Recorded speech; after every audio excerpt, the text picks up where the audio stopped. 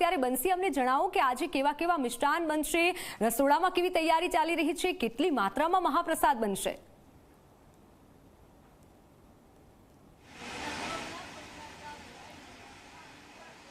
જી મિત્તલ, સુંદર મજાના અને ભાતના ભોજનિયા તૈયાર કરવામાં આવી રહ્યા છે, કારણ કે આજે જગતનો નાથ સાક્ષાત આવી રહ્યો છે.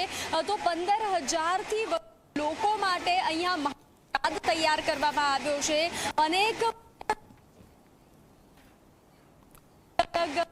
મહાપ્રસાદનું આયોજન કરવામાં આવે છે અને તે લોકો આ આયોજન કરે છે. તો હાલ સરસપુરમાં ભગવાનને આવકારવા માટે ભોજનિયા તૈયાર કરવામાં આવી રહ્યા છે અને તૈયારીઓ થઈ ચૂકી છે. અનેક ભક્તો, સંતો, મહંતો રથયાત્રામાં આવશે અને ભગવાન સાથે આવશે, મામેરા કરશે અને મહાપ્રસાદનું જે આયોજન કરવામાં આવ્યું છે તે મહાપ્રસાદ જે છે તે ગ્રહણ કરશે.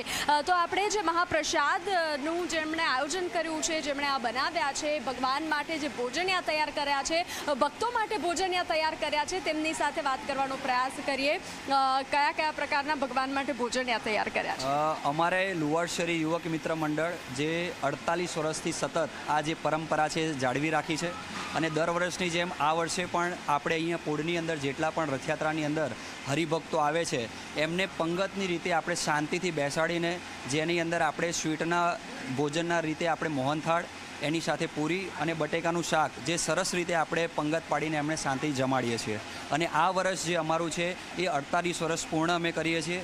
જે હરિભક્તોની અંદર પણ એટલો ઉત્સાહ છે કે જેમ કે રથયાત્રાનું પણ આ વર્ષ 148મું વર્ષ છે અને અમારે જે છે એ 100 વર્ષ પછી એટલે કે એ સમયગાળાથી અત્યાર સુધીનું ટોટલ 48 વર્ષ અહીંયા પૂર્ણ કરીએ છીએ અમે. તો અમારી પોળની અંદર પણ જેટલા હરિભક્તો છે એમને પણ એટલો ઉત્સાહ છે સેવા આપવામાં અને જેટલા હરિભક્તો અહીંયા પધારે છે એની અંદર પણ એટલો ઉત્સાહ જળવાઈ રહે છે. અંદાજે કેટલા હરિભક્તો મહાપ્રસાદનો લાભ લેશે? આશરે 15,000થી પણ વધારે હરિભક્તો અહીંયા આગળ આવીને પ્રસાદીનો શાંતિથી લાભ લે છે અને દરેક જણ અહીંયા આવીને ઉત્સાહ અને આનંદભેર અને ભક્તિમય વાતાવરણની સાથે જે છે હરિભક્તોને અંદર ઉત્સાહનો આનંદ અનુભવે એવી રીતે અમે પ્રસાદી ભોજન આપીએ છીએ. તો મિત્તલ, જે રીતે વાત કરી કે 15,000થી વધુ ભક્તો માટે મહાપ્રસાદનું આયોજન કરવામાં આવ્યું છે, આ મહાપ્રસાદ તૈયાર કરવામાં આવ્યો છે. તો હાલ સરસપુરનું કણ ભગવાનની આતુરતાપૂર્વક રાહ જોઈ રહ્યું છે અને પોતપોતાના સમર્થ પ્રમાણે, પોતપોતાની શક્તિ પ્રમાણે તે સેવા આપી રહ્યું છે અને ભગવાનની આતુરતાપૂર્વક રાહ જોઈ રહ્યું છે. મિત્તલ, બિલકુલ બંસી, એટલે આતુરતાપૂર્વક ખાસ રાહ જોવામાં આવી રહી છે અને આ પ્રસાદ વહેંચવામાં આવશે અને આ પ્રસાદ વહેંચતાની સાથે તમામ જે સરસપુરના લોકો છે તેમાં એક ખુશી જોવા મળતી હોય છે ને. દર વર્ષની જેમ આ વર્ષે પણ અલગ અલગ જગ્યાએ રસોડા થઈ રહ્યા છે, અલગ અલગ પૂળામાં રસોડા તૈયાર થઈ રહ્યા છે ને જે પ્રમાણે ભક્તો આવશે અને તે પ્રસાદને ગ્રહણ કરશે. તો સંવાદદાતા ગૌરવ પટેલ પણ આપણી સાથે જોડાઈ ચૂક્યા છે.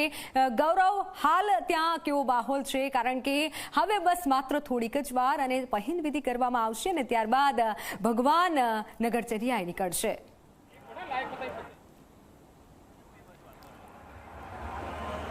હું સીધા દ્રશ્ય બતાવવા માંગીશ ભગવાન જગન્નાથના મંદિરના, કે જ્યાં તમે જોઈ શકો છો કે ભગવાન જગન્નાથ, બેન સુભદ્રા અને ભાઈ બલભદ્રને તેમના રથમાં બિરાજમાન કરાવી દેવામાં આવ્યા છે.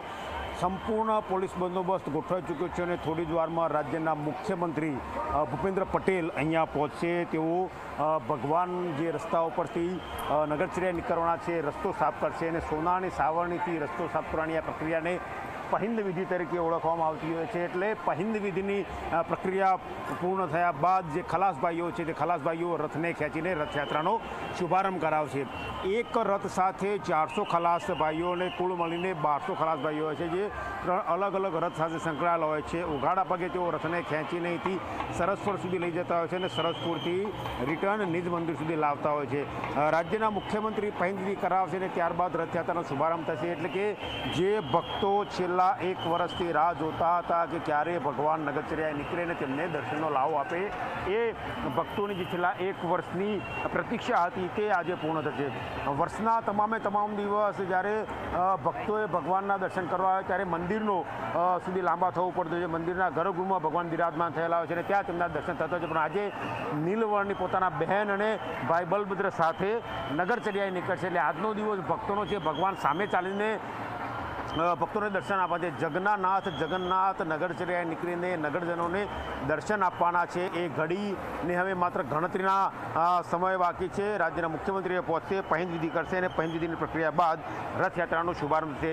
રથયાત્રાની સુરક્ષા વ્યવસ્થાની વાત કરીએ તો કોઈપણ પ્રકારની સુરક્ષામાં ચૂક ના થાય તે માટે ચાંપતો પોલીસ બંદોબસ્ત રાજ્ય સરકાર, રાજ્ય પોલીસ, અમદાવાદ શહેર પોલીસ દ્વારા રાખવામાં આવ્યો છે.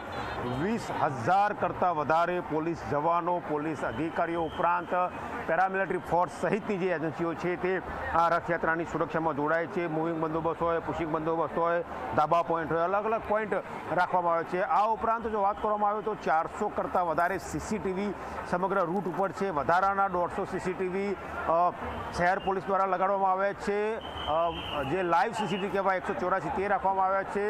Mobile communication office on vehicle એટલે કે હરતો ફરતો કંટ્રોલ રૂમ પણ તૈનાત કરવામાં આવ્યો છે. એટલે કોઈ પણ શરતચૂક ના થાય તે ડ્રોન વિઝ્યુઅલ હોય કે સીસીટીવીના વિઝ્યુઅલ હોય તેના દ્વારા ક્રાઉડ કંટ્રોલ કરવાની વ્યવસ્થા પોલીસ દ્વારા કરવામાં આવી છે. આરસીબીની જીત બાદ બેંગ્લોરમાં જે ઘટના થઈ તેવી ઘટના અમદાવાદમાં ના થાય તે માટે એઆઈ ટેકનોલોજીનો પણ ઉપયોગ કરવાનો નિર્ણય કર્યો છે.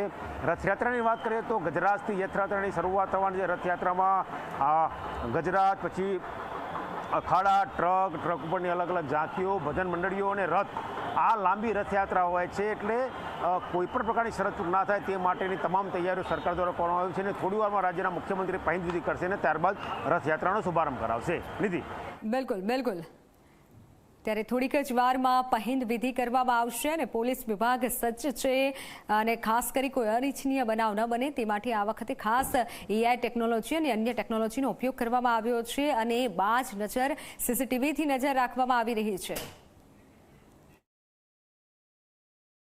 ભગવાનની 148મી આ રથયાત્રા કે જેનો માહોલ જોઈ શકાય છે જગન્નાથ મંદિર ખાતે, કે જ્યાં વાજતે ગાજતે શણગાર સાથે સુશોભન સાથે